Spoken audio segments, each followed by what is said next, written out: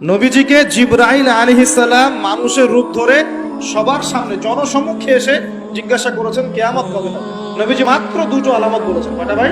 দুইটা। একটা হচ্ছে আনতালিদাল আমাতু রাব্বাতুহা, দেখবে যখন দাসী মনিবকে জন্ম দিচ্ছে। দাসী মনিবকে জন্ম দিচ্ছে মানে কি, সমাজের ন্যায় অন্যায়, হক বাতিল, হালাল হারাম, এই যে মানদণ্ড সব উল্টে যাবে। হালাল হবে হারাম, হারাম হবে হালাল, ন্যায় হবে অন্যায়, অন্যায় হবে ন্যায়, হক হবে বাতিল, বাতিল হবে হক, জায়েজ নাজায়েজ, নাজায়েজ জায়েজ।